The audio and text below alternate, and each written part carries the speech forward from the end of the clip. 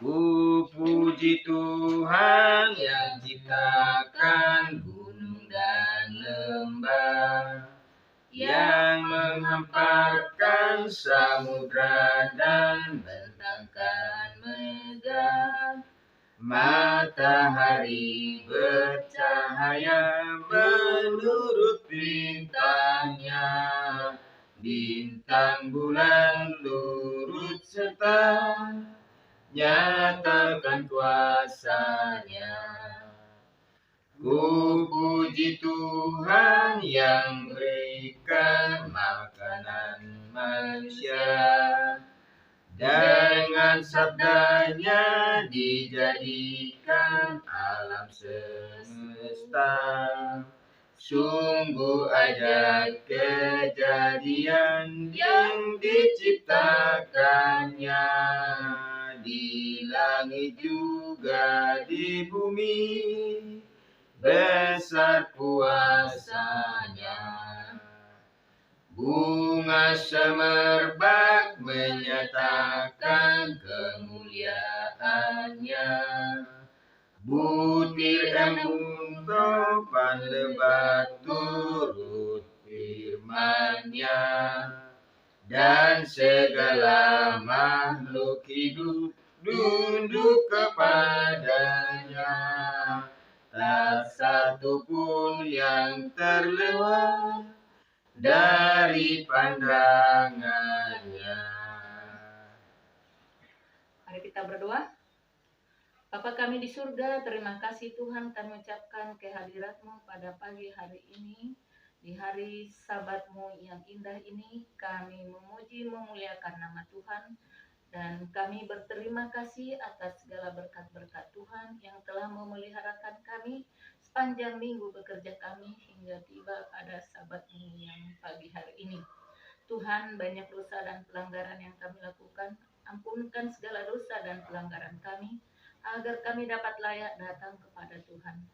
Pagi hari ini Tuhan, di mana kami memuji memuliakan nama-Mu melalui lagu pujian dan juga mendengarkan firman-Mu yang akan diuraikan oleh Bapak Sregar. Tuhan, biarlah Tuhan memberkati kami melalui curahan Roh Kudus-Mu, agar apa yang kami dengarkan dan kami pelajari pada hari ini dapat kami mengerti, dapat kami pahami. Terlebih-lebih Tuhan, kami dapat melakukannya di dalam kehidupan kami sehari-hari. Ampunkan segala dosa dan pelanggaran kami Tuhan, agar kami dapat layak datang kepada Tuhan. Tuhan, biarlah Tuhan memberkati semua anak-anak, saudara, famili, saudara kami yang seiman, bahkan tetangga kami Tuhan, berkati kami semua. Jauhkan kami dari segala mara bahaya dan kejuan. Tuntun kami Tuhan, agar kami dapat selalu melakukan kehendak Tuhan sesuai dengan perintah-Mu. Tuhan, padamu kami berserah, biarlah kasih karunia-Mu yang memimpin kami di dalam kehidupan kami, agar kami dapat melakukan yang terbaik sesuai dengan kehendak-Mu. Terpujilah nama-Mu Tuhan, dengarlah doa permohonan kami ini. Kami berdoa di dalam nama anak-Mu, Tuhan Yesus Kristus yang menjadi juru selamat kami. Amin.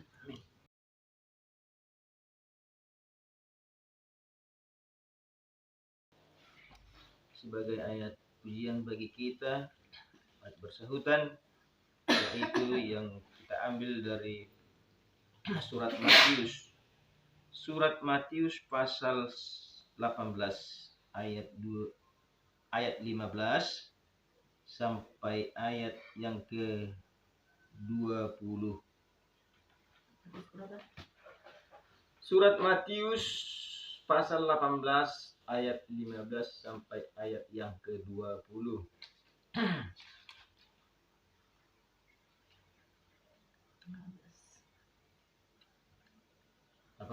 Pasal 18 tentang mengasihi, menasihati sesama saudara. Udah? Ayat yang ke-15. Apabila saudaramu berbuat dosa, tegurlah dia di bawah 4 mata. Jika ia mendengarkan nasihatmu, engkau telah mendapatnya kembali. Sama-sama. Jika ia tidak mendengarkan engkau, bawalah seorang atau dua orang lagi, supaya atas keterangan dua atau tiga orang saksi, perkara itu tidak disangsikan. Jika ia tidak mau mendengarkan mereka, sampaikanlah soalnya kepada jemaat. Dan jika ia tidak mau juga mendengarkan jemaat, pandanglah dia sebagai seorang yang tidak mengenal Allah atau seorang pemungut cukai. Sama-sama.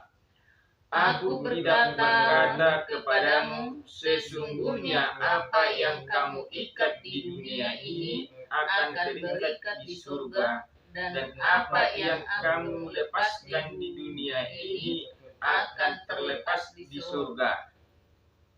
Dan lagi aku berkata kepadamu, jika dua orang dan daripadamu di dunia ini sepakat meminta apapun juga permintaan mereka itu akan dikabulkan oleh Bapakku yang di surga. Sama-sama.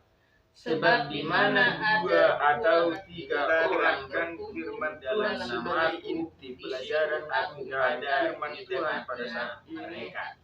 Yang tertulis di dalam surat Matius pasal 18 ayat yang ke-21.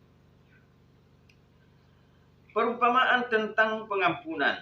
Kemudian datanglah Petrus dan berkata kepada Yesus, Tuhan, sampai berapa kali aku harus mengampuni saudara-saudaraku jika ia berbuat salah terhadap aku? Sampai 7 kali? Ini adalah bentuk suatu pertanyaan atau tindakan yang dilakukan oleh seseorang yang ingin mengampuni dari segala tindakan perilaku terhadap yang lain.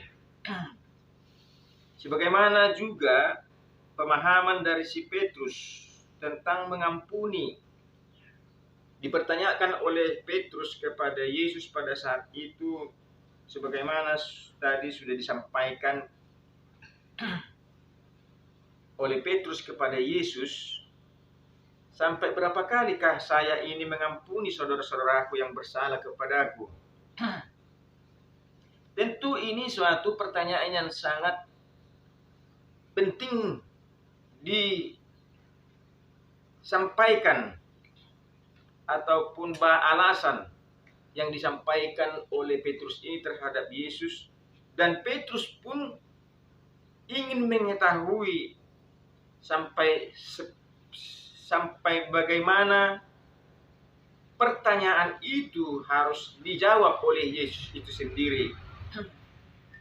Karena juga banyak orang yang tidak memahami atau tidak memikirkan atau menelah atau merenungkan seperti apa sebenarnya setiap orang mengampuni terhadap yang lain, baik di dalam kesalahan yang dia lakukan secara langsung ataupun tidak secara langsung. Tetapi pertanyaan ini bukan hanya ditujukan kepada Yesus sendiri, tetapi pertanyaan ini juga ditujukan kepada diri daripada orang yang bertanya itu sendiri. Seperti si Petrus mempertanyakan itu kepada Yesus. Tetapi Petrus ingin tahu seperti apa proses pengampunan itu untuk dilakukan seseorang menjadi suatu kenyataan di dalam tindakan setiap orang yang ingin mengampuni satu dengan yang lain. Inilah yang harus kita renungkan ataupun kita kelola di dalam hati dan pikiran setiap orang yang mau mengampuni orang yang bersalah kepadanya, ataupun orang yang ataupun diri sendiri yang salah kepada orang dengan timbal balik. Tetapi hal ini Tuhan menjawab apa pertanyaan Petrus pada saat itu yang sangat penting untuk murid-muridnya untuk melakukan hal seperti itu terhadap yang lain. Karena Yesus mengetahui ataupun Petrus juga mengetahui, karena setiap manusia tidak terlepas dari kesalahan dan kekurangan selama manusia itu berjalan di dunia ini. Karena itulah Petrus mempertanyakan itu kepada Yesus. Karena apa? Karena Yesus sangat peduli terhadap murid-muridnya dan juga terhadap manusia yang berdosa. Kenapa hal ini terjadi ataupun dilemparkan Petrus terhadap Yesus? Karena Petrus sudah tahu bahwa Yesus adalah bukan manusia biasa, melainkan Allah sendirilah yang ada di depan mata mereka sendiri. Saudaraku yang dikasihi oleh Tuhan, kalau kita melihat ataupun membahas tentang pengampunan terhadap kesalahan orang lain dan juga terhadap kesalahan kita sendiri terhadap orang lain, maka sangat sulit untuk diterima pengampunan itu dan sangat sulit untuk melakukannya terhadap orang lain. Karena di sini adalah menyangkut harga diri seseorang. Ada banyak saudara-saudara kita yang tidak sanggup mengampuni karena memegang daripada harga diri. Karena setiap orang yang mengampuni berpatokan ke dalam kerendahan hati manusia. Artinya kita harus merendahkan diri sebagai tindakan daripada pengampunan itu sendiri. Kenapa harus ada pengampunan, saudaraku yang dikasihi oleh Tuhan? Karena pengampunan itu bermula dari pengenalan terhadap kebenaran. Setiap orang yang sudah mengenal kebenaran, mereka mengerti atau mereka harus mempertanyakan pengampunan seperti apa tindakan yang dilakukan seseorang terhadap yang lain. Jika seseorang yang tidak mempunyai kebenaran, yang tidak mengenal kebenaran, mungkin ini tidak perlu dipertanyakan kepada Yesus mengenai pengampunan seperti pertanyaan Petrus kepada Yesus. Karena hal ini berkaitan dengan iman, berkaitan dengan kepercayaan, berkaitan dengan kebenaran. Apa itu sebenarnya iman itu? Apa itu sebenarnya kebenaran itu? Kebenaran itu melambangkan daripada setiap orang yang melakukan hukum dan melakukan perintah Tuhan. Karena perintah Tuhan adalah perintah yang tidak bisa dirubah oleh manusia. Karena itulah, apa itu sebenarnya iman? Iman itu adalah pemberian Tuhan kepada setiap orang yang menerima kebenaran itu. Jika kebenaran itu tidak terima oleh seseorang, maka tidak ada seseorang itu mempunyai iman. Kebenaranlah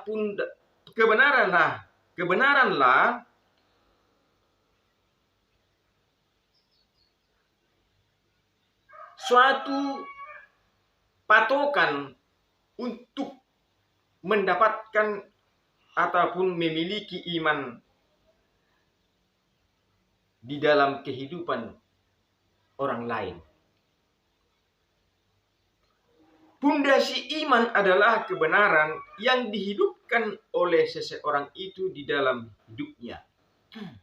Contoh, jika seseorang umat-umat Tuhan mempunyai ataupun sudah menerima kebenaran, yaitu kebenaran Yesus Kristus sebagai juru selamat manusia, maka tindakan seseorang itu akan berubah menjadi tindakan yang sangat positif.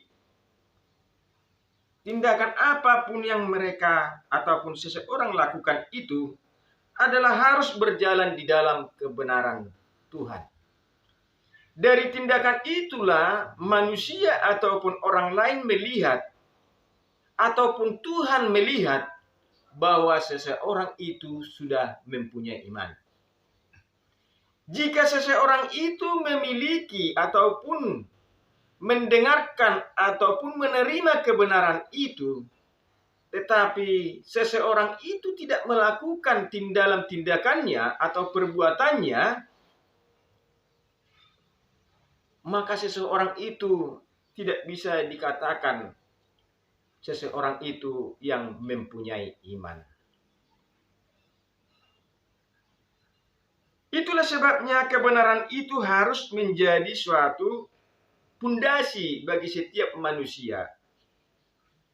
Kebenaran itu adalah merupakan suatu cermin di dalam segala tindakan dan perilaku manusia selama dia hidup di dunia ini, di dalam perjalanan hidupnya, baik di rumah, di dalam pekerjaan, baik di kantor, maupun di dalam perjalanan. Segala sesuatu tindakan harus berjalan di dalam kebenaran. Itulah yang dinamakan orang yang mempunyai iman kepada Tuhan. Karena iman itu diberikan oleh Tuhan, bukan adalah rekayasa daripada manusia, tetapi itu adalah pemberian Tuhan secara cuma-cuma kepada setiap manusia yang mau menerima kebenaran itu, sehingga kebenaran itu menjelma menjadi iman dalam perilaku tindakan-tindakan yang positif terhadap Tuhan dan terhadap manusia. Saudaraku yang dikasihi oleh Tuhan, karena itulah kembali kepada tadi apa yang dipertanyakan oleh Petrus kepada Yesus, bagaimana cara mengampuni sesama manusia terhadap yang lain. Harus berapa kali saya akan mengampuni terhadap saudaraku yang bersalah kepadaku ataupun aku yang bersalah kepada saudaraku. Tindakan inilah yang menunjukkan Petrus mempunyai iman yang sudah Petrus terima dari Yesus Kristus sebagai juru selamat pribadinya, ataupun Petrus sebagai murid Yesus yang mempunyai ingin mengetahui apa sebenarnya arti daripada pengampunan itu. Sangat sulit untuk diterima. Kita sudah tadi saya katakan, karena menyangkut harga diri, manusia sangat untuk tidak melakukan pengampunan terhadap orang lain. Itulah sebabnya manusia sangat susah untuk mengampuni saudaranya, mengampuni familinya. Mungkin ada banyak orang juga yang tidak mau mengampuni orang tuanya. Karena apa? Karena seseorang itu tidak mempunyai dan tidak memiliki kebenaran di dalam dirinya. Di sini kalau kita melihat apa sebenarnya jawaban daripada Yesus pada saat itu, pada saat Petrus berbicara ataupun melemparkan suatu pertanyaan yang sangat besar manfaatnya bagi setiap umat manusia. Apa sebenarnya respon daripada Yesus pada saat itu? kepada Petrus. Tetapi Tuhan mengatakan di dalam firman-Nya, kita membaca di dalam pasal 18 ayat yang ke-22. Perhatikan.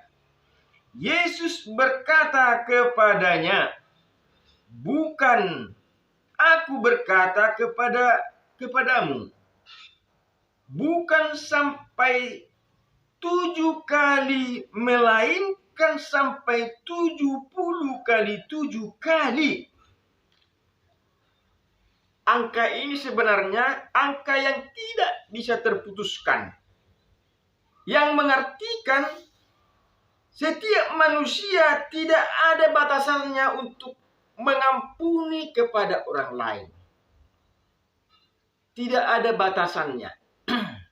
Selagi masih ada kesempatan kepada orang lain yang memusuhi kita, ataupun orang lain yang melakukan yang tidak benar bagi kita, kita masih ada diberikan kesempatan mengampuni. Sampai kita pun mau meninggal ataupun meninggalkan dunia ini, kita harus melakukan pengampunan terhadap orang lain. Tidak ada pembatasan, saudaraku, untuk saling mengampuni dengan yang lain. Itulah arti daripada pertanyaan ataupun arti daripada balasan yang disampaikan oleh Yesus kepada Petrus dan juga kepada kita semua sebagai pertanyaan perwakilan dari pertanyaan kita juga, itu yang disampaikan oleh Petrus kepada Yesus. Yang dimana Petrus menyatakan kepada Tuhan supaya Petrus mengetahui kebenaran, sampai di mana sebenarnya kebenaran itu, atau sampai di mana titik daripada kehabisan ataupun titik daripada kebenaran itu, finishnya. Itulah yang diselidiki oleh Petrus terhadap kepada Yesus Kristus. Sehingga pada saat Yesus menyampaikan ataupun melontarkan pertanyaan daripada Petrus itu tercengang untuk mendengarkan balasan pertanyaan daripada Petrus itu dari Yesus Kristus. Karena itulah, saudaraku yang dikasihi oleh Tuhan, jika kita menelaah ataupun merenungkan firman Tuhan pada saat ini, sangat-sangat kita menjadi tidak berguna bagi dunia ini. Karena tindakan seperti pengampunan ini melambangkan kerendahan hati dan merendahkan diri di hadapan manusia dan juga di hadapan Tuhan. Itulah sebabnya jika kita mengikuti Tuhan, tinggalkanlah segala kebencian, tinggalkanlah segala keangkuhan, tinggalkanlah segala kemunafikan, dan tinggalkanlah segala keinginan hawa nafsu. Maka engkau akan menjadi murid Tuhan, dan kebenaran itu akan diberikan sepenuhnya kepada orang yang mau menerima kebenaran itu, sehingga kebenaran itu menjelma menjadi iman, mempunyai iman yang sangat besar yang berguna bagi Tuhan dan berguna juga bagi sesama dan berguna juga bagi diri saudara sendiri. Saudaraku yang dikasihi oleh Tuhan, adapun setiap orang melakukan pengampunan, baiklah dulu seseorang itu merenungkan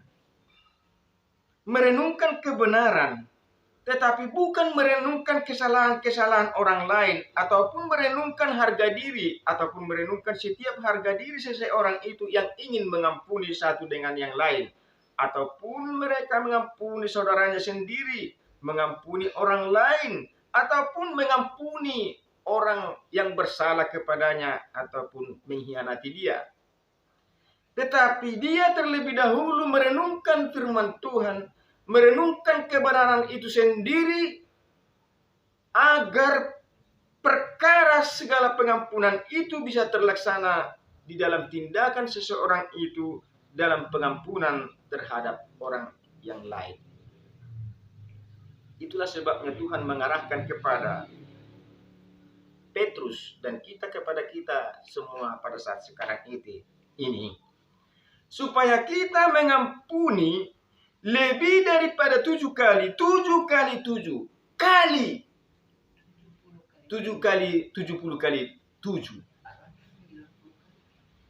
Kalau dikalikan itu 490 kali pengampunan harus kita melakukan dalam tindakan kita kepada orang lain. Yang bisa dikatakan tidak bisa ada pembatasan dalam hal pengampunan terhadap orang lain. Kenapa kita harus mengampuni orang lain? Kenapa kita harus mengampuni saudara-saudara kita sendiri? Apa sih gunanya kita mengampuni? Apa sih untungnya manusia mengampuni manusia? Apalagi orang yang menjolimi atau melakukan fitnah kepada orang lain harus kita ampuni.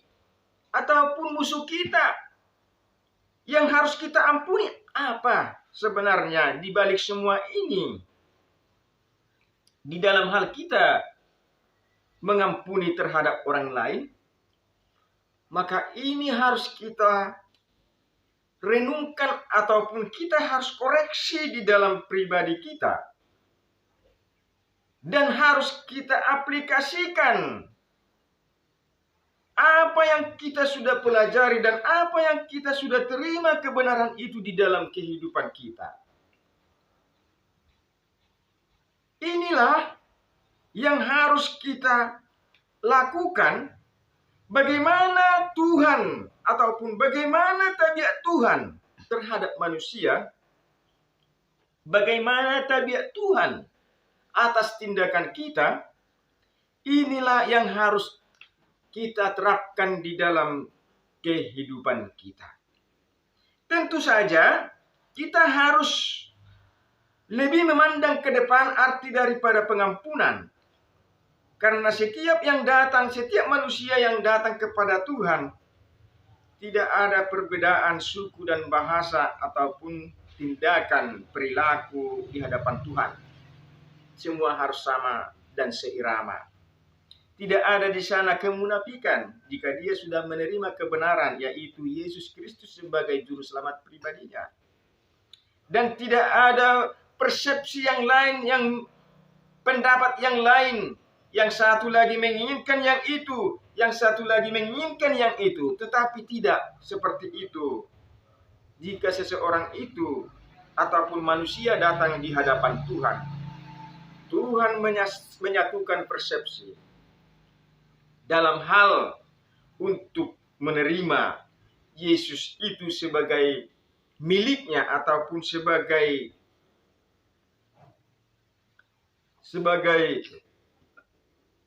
suatu pegangan di dalam kehidupan diri setiap manusia.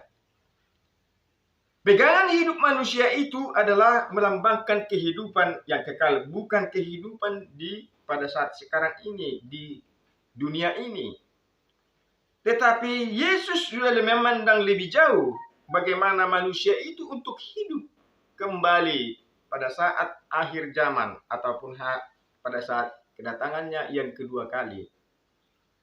Yang menerapkan suatu pengampunan terhadap orang yang lain, supaya manusia yang datang kepada Tuhan sama semua menjurus kepada kebenaran, menjurus kepada suatu misi dan perilaku tindakan yang sama, yaitu tindakan dalam hal positif di dalam perjalanan kehidupan nanti di dunia ini, dan juga nanti pada saat di kerajaannya, yaitu kerajaan Allah yang sudah dipersiapkan bagi setiap manusia. Karena itulah di surga atau di tempat yang sudah dipersiapkan oleh Yesus Kristus sebagai juru selamat kita, orang yang bertempat di sana tidak ada kemunafikan, tidak ada kesombongan, dan tidak ada di sana harga diri. Semua adalah berpatokan kepada kebenaran Tuhan, firman Tuhan. Karena itulah di sana harus saling mengampuni satu dengan yang lain. Tidak ada tersirat di segala pemikiran manusia dendam satu dengan yang lain. Karena dendam itu tidak ada tempat di surga. Orang yang mempunyai dendam, orang yang mempunyai kemunafikan, orang yang mempunyai kesombongan, tinggi hati dan lain-lainnya, tidak ada di dalam kerajaan surga. Tetapi orang yang saling mengampuni satu dengan yang lain. Dan inilah yang dinamakan memiliki kebenaran, yaitu kebenaran Yesus sebagai juru selamat setiap pribadi manusia. Saudaraku yang dikasihi oleh Tuhan, kita diarahkan di sini supaya saudara dan Anda semua harus saling mengampuni satu dengan yang lain tanpa memikirkan harga diri manusia, harga diri dunia ini dan keinginan. Jika Anda dan saudara benar-benar menerima kebenaran itu sebagai juru selamat pribadi saudara, yaitu Yesus Kristus, maka pertanyaan Petrus kepada Yesus berguna bagi Anda, bagi saudara, untuk merubah sikap, perilaku, tindakan saudara di dalam kehidupan saudara. Maka jika saudara melakukan itu tanpa menghiraukan segala perkara-perkara hawa nafsu dunia ini ataupun keinginan, hanya memikirkan karena kebenaran Tuhan, kasih sayang Tuhan, engkau akan sanggup memaafkan atau mengampuni orang yang lain, sekalipun orang itu jahat kepada saudara dan saudara kepada orang itu.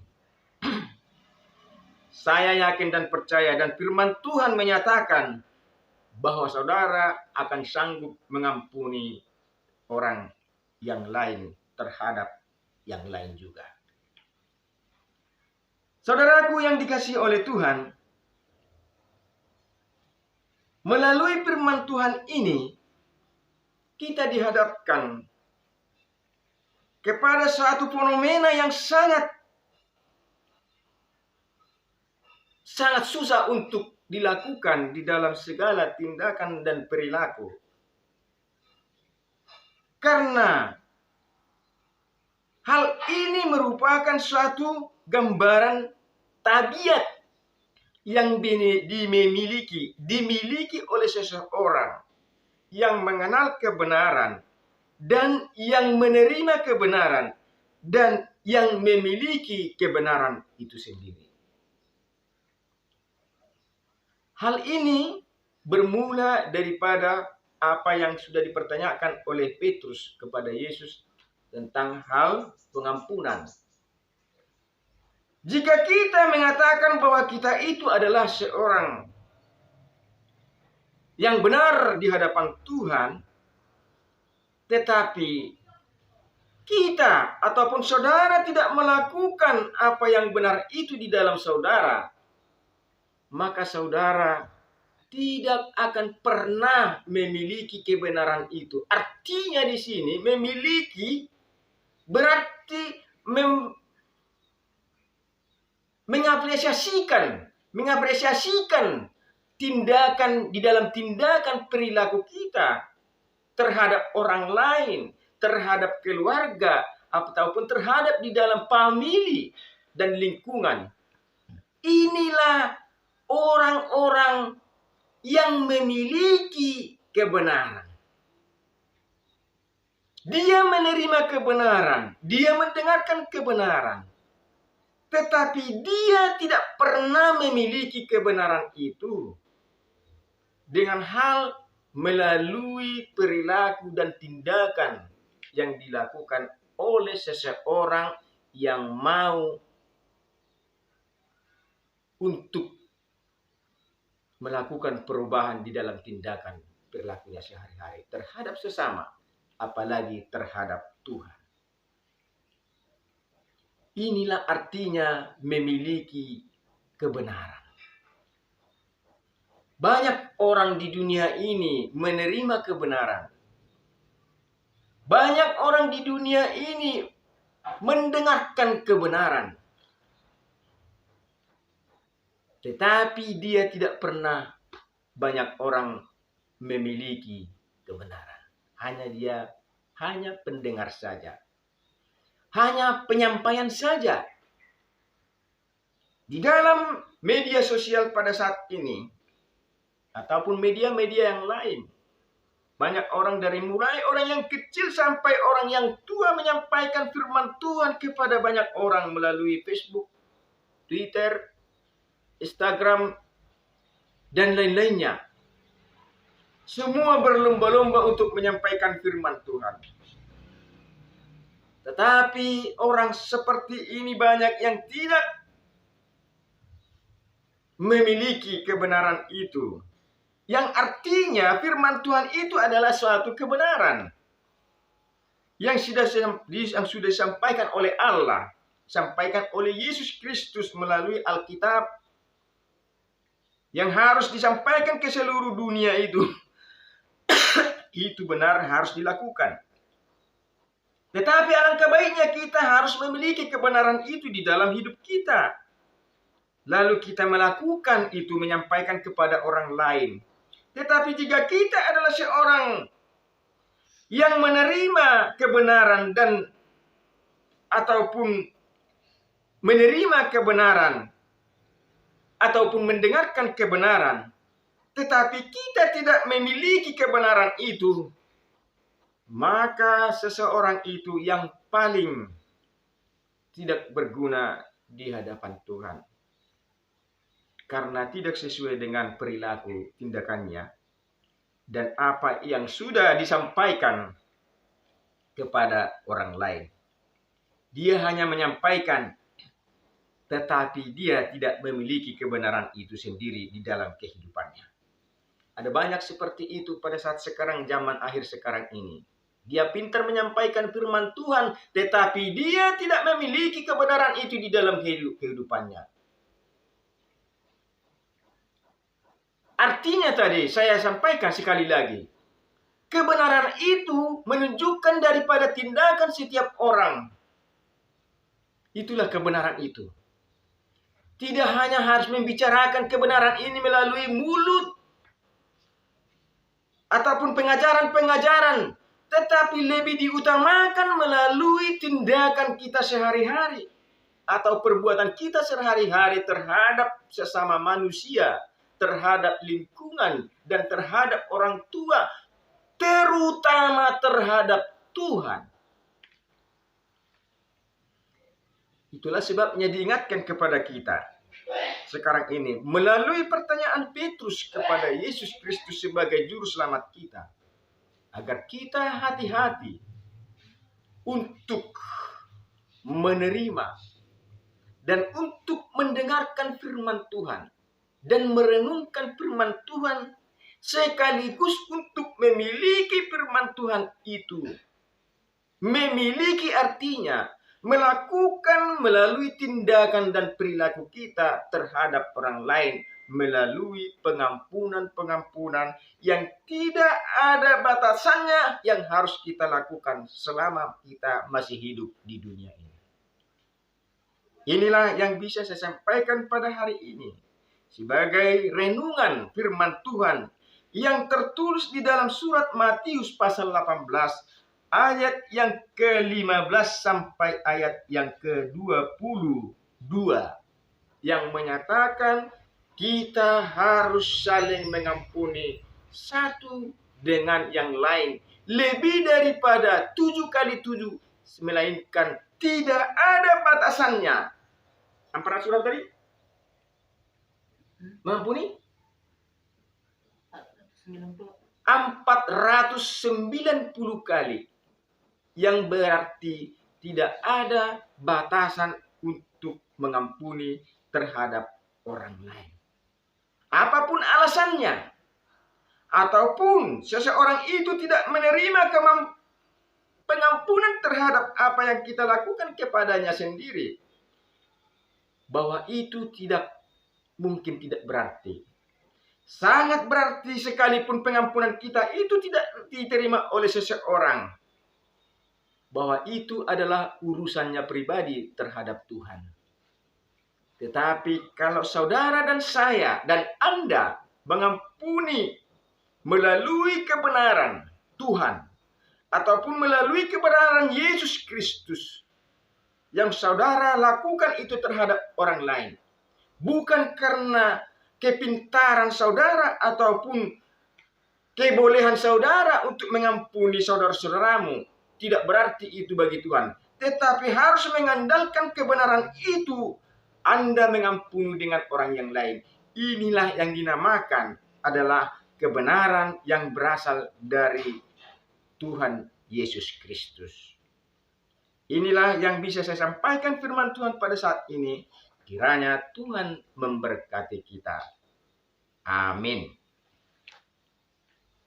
Mari kita.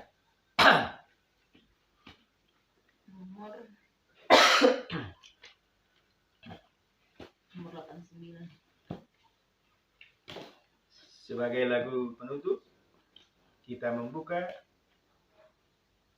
lagu pujian nomor 489.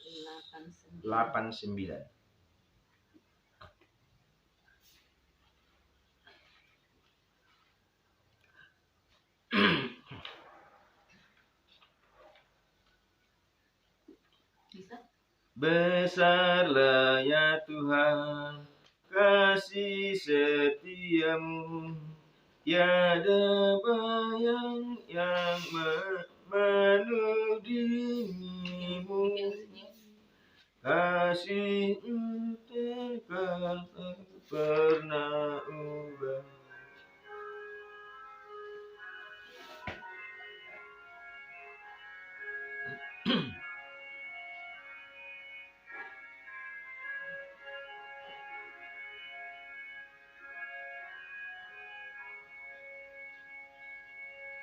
Besarlah ya Tuhan kasih setiamu, tiada bayang menudingmu. Kasih-Mu kekal tak pernah berubah, tak berkesudahan selamanya. Besarlah ya Tuhan kasih setiamu, setiap pagi rahmat-Mu baru. Kau penuhi segala pergumulanku, besar setiamu kepadaku.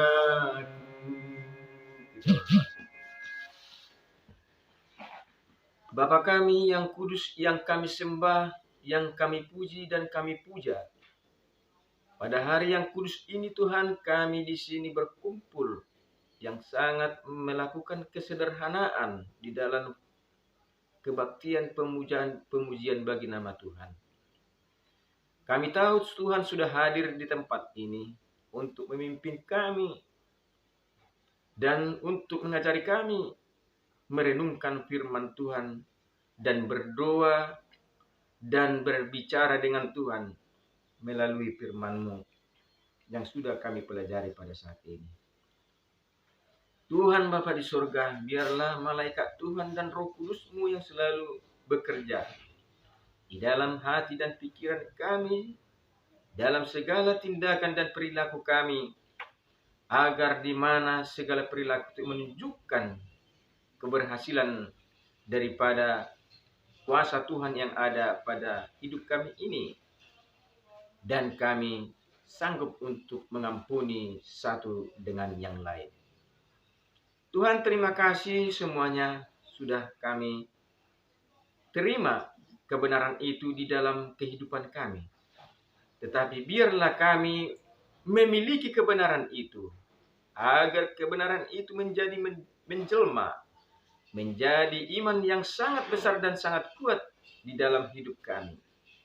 Sehingga kebenaran itu benar-benar milik kami sendiri.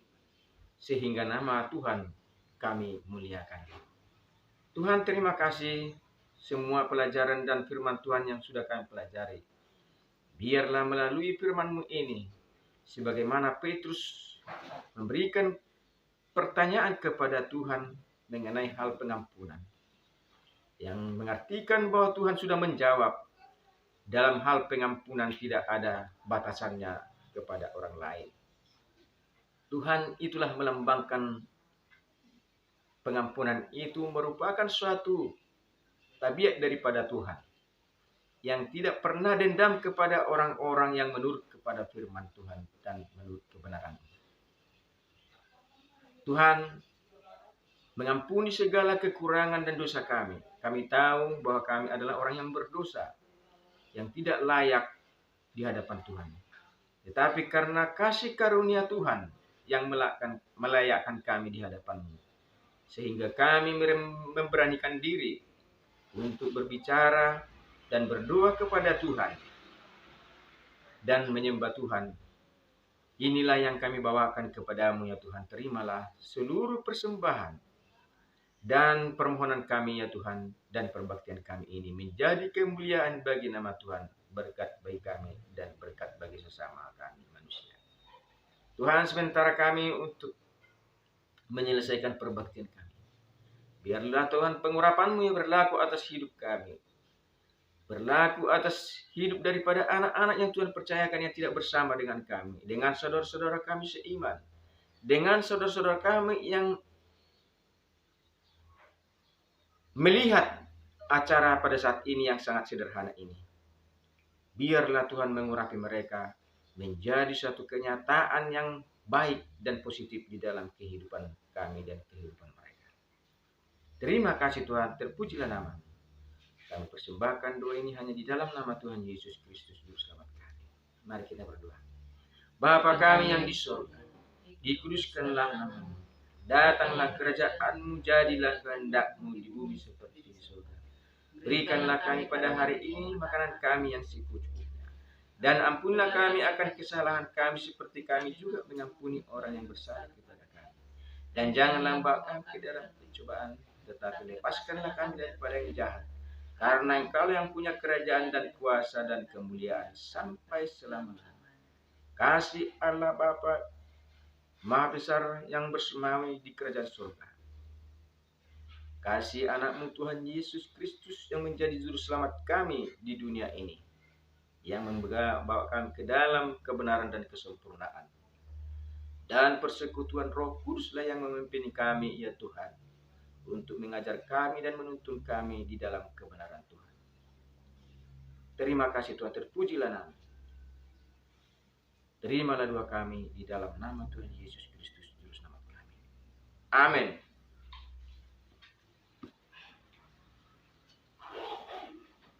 Sampai di sini acara kita dalam perbaktian kita ini. Kiranya Tuhan memberkati kita. Amin.